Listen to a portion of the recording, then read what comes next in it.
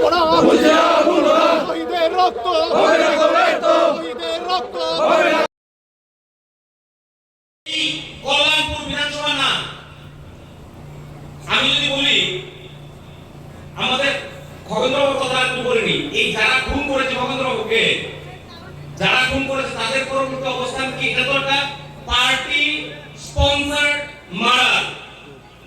যারা খগেন্দ্রবাবুকে খুন করেছে তাদেরকে পার্টি কি করেছে? একজনকে হেলথ ডিপার্টমেন্টে চাকরি দিয়েছে মার্কসবাদী কমিউনিস্ট পার্টি জিতেন বাবু, মানিক বাবুরা, একজনকে এগ্রিকালচারে চাকরি দিয়েছে, মার্ডার করেছে বলে তার পুরস্কার। একজনের বউকে অঙ্গনওয়াড়িতে চাকরি দিয়েছে আর বলছে বিজেপির আমলে নাকি শাসন নেই, আইনের শাসন নেই। ভারতীয় জনতা পার্টির আমলে যে কোনো অপরাধ করলে তার এগেইনস্টে কেস হয়, অ্যারেস্ট হয়। আমাদের এই পার্টিতে আমাদের মন্ডল প্রেসিডেন্টের এগেইনস্টে কেস হয়েছে, বিভিন্ন জায়গায় অ্যারেস্ট হয়েছে।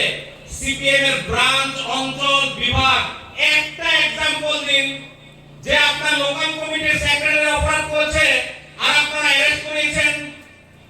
বিভাগীয় নেতা আপনার দুর্নীতি করেছে, আপনি অ্যারেস্ট করেছেন। বিজেপির আমলে এরকম অনেকগুলো উদাহরণ আমরা দিতে পারবো, তার কারণ আইনের শাসন প্রতিষ্ঠিত। আজকে খোয়াইয়ে হেমলতা দেবী বৃদ্ধ মহিলা নির্বাচন উত্তর সন্ত্রাস নেতা ইলেকশনের সময় আসবে, দাঁড়িয়ে এগুলো আগে হিসাব চাইবেন, তারপরে বলবেন যে এই এরিয়াতে ঢুকতে। আগে বলবেন হিসাব দিয়ে দাও। তোমাদের সময় যে হত্যাকাণ্ড গুলো ঘটিয়েছো কেস পর্যন্ত নেয়নি, থানা কোন কাজ করতো না, মৃতদেহ সংস্কার করার জায়গা নেই, এরকম পরিস্থিতি। আর গণতন্ত্র নেই। সুগ্রাম দেববর্মা এসডিএম আগরতলা শহরে খুন, এই গণতন্ত্র ফিরে আনতে চাইছেন। ভোলা সাহেব বিধায়ক আগরতলার মধ্যে খুন, এই গণতন্ত্র ফিরে আনতে চাইছেন। পরিবহন সাহা বিশালগড়ে খুন, এই গণতন্ত্র ফিরে আনতে চাইছেন। বিধায়ক মন্ত্রীরা সুরক্ষিত না, তৎকালীন সময় ছিল না, আর আজকে বলছে ত্রিপুরা রাজ্যের মানুষ নাকি সুরক্ষিত না। টাকা খুশিতে জনজাতি বোনদের রেপ করা, বিলুনিয়াতে বিধানসভার নাম করে গর্ভবতী মাকে লাঠি মেরে গর্ভপাত ঘটানো, এই খুন আপনারা করিয়েছেন। সাউথ ত্রিপুরাতে 69 মার্ডার, 69। আবার আপনি বলছেন গণতন্ত্রের কথা। সারা রাজ্য জুড়ে আমি যদি পেপার কাটিং কিছু এনেছি আপনাদের বলবো। 93 সালে তৃতীয় ফ্রন্ট সরকার প্রতিষ্ঠিত হয়েছিল।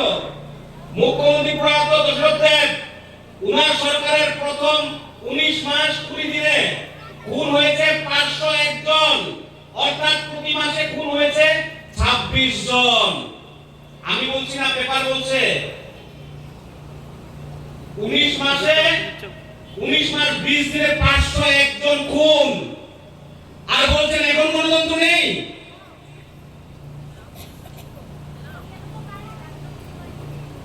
খুন হয়েছে কত? 466, আত্মহত্যা 1611, চুরি 466, বৈরিহানা 695, গৃহদাহ 118। মানিক সরকারের শাসন 90 সালে ফেব্রুয়ারি মাস আস্তে আস্তে খুন হয় 466 জন, আত্মহত্যা ঘটে যেটা বললাম। আর মানিক সরকার 98-এ যখন চতুর্থবার মুখ্যমন্ত্রী হন, ওনার শাসনকালে প্রথম 112 দিনে নিহত 118, অপহৃত 97, ধর্ষিতা 29, নারী নির্যাতন 66, অর্থাৎ ওনার শাসনকালে 112 দিনে প্রতিদিন একজনের বেশি খুন হয়েছে। গণতন্ত্র, আমরা ভারতবর্ষের মধ্যে বসবাস করি, পঞ্চায়েত নির্বাচনে জিতেছেন, মানুষের জন্য কথা বলবেন, বিরোধিতা সহ্য করা যাবে না, একজন বিরোধীও থাকতে পারবে না। আজকে যারা মানিক বাবু, জিতেন বাবু যারা আজকাল কথা বলেন, আপনাদের নেতৃত্বে এগুলো হয়েছে। ন্যূনতম লজ্জা থাকা উচিত আপনাদের। অবশ্য বিবেক থাকবে কি করে? বিবেক কাদের থাকে? যাদের মধ্যে ইমোশন থাকে তাদের মধ্যে বিবেক থাকে। আমরা আস্তিক, ধর্ম মানি। ধর্ম মানে কি? ধর্ম মানে আবেগ, পাপ পুণ্যের বিচার করা।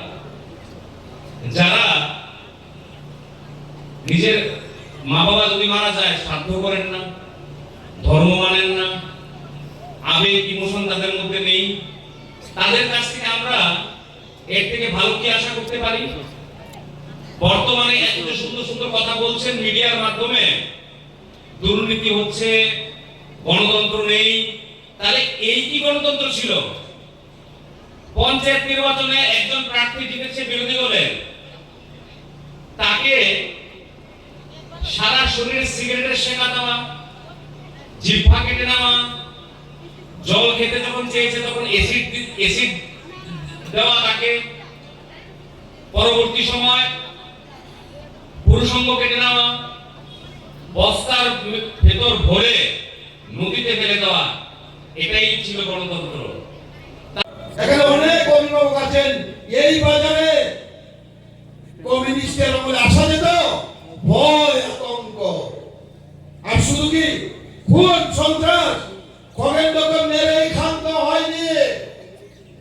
আমরা সেই দিন দেখেছিলাম, বড় ভাই সাক্ষী, সতীশদা সাক্ষী, অনেকেই সাক্ষী। সেই রাস্তায় এনে সৎকার করার ব্যবস্থা ছিল না। এই ঘাতক বাহিনীকে জিজ্ঞাসা করতে চাই, কোন কমরেড যদি সন্ত্রাসী কমরেড আমার বক্তব্য শুনে থাকুন, জিজ্ঞাসা করতে চাই, সৎকার করতে পারছিল না। কাজলদার নেতৃত্বে পুলিশ ব্যারিকেড করে দাঁড় করিয়ে আমাদের সৎকার করতে হচ্ছে। আর এই কমিলে গণতন্ত্র নিয়ে প্রশ্ন করে এক বড় তাদের অধিকার নেই। আমি বলবো গণতন্ত্র নিয়ে প্রশ্ন করার, কারণ মানুষ মারার তো করেছে, তারপর আবার সৎকার করার কোন ব্যবস্থা দিচ্ছে না। কারণ হুমকি দিয়ে রেখেছে একটা মানুষ যাতে শ্মশানে বন্দী না হয়, একটা মানুষ যাতে সেই জায়গায় না যায়, যদি যায় তাকে খগেন্দ্রের পরিণতি হবে। কি অবস্থা, কি ব্যবস্থা, কি শাসন কমিউনিস্টের! মনে নাই আপনাদের? পাহারা দিয়ে দিয়ে দিন কাটাতে হয়েছে। সন্ধ্যা হলে যুবকরা পাহারা, শিবিরে মানুষ। কেন সরকার ছিল না? মানি সরকার ছিল না, জিতেন চৌধুরী ছিল না, কমিউনিস্টের বিধায়ক সন্ত্রাসী বিধায়করা ছিল না, মন্ত্রী ছিল না। নির্বাচিত বাঁকা পথে ক্ষমতায় এসে মানুষ নিজেরা নিজেদের জীবন পাহারা দিয়ে বাঁচাতে হয়েছে, শিবিরে থাকতে হয়েছে, ভূমিন থেকে বাড়ি ফেলে একান্তে আসতে হয়েছে, একান থেকে ফেলে আগরতলায় যেতে হয়েছে।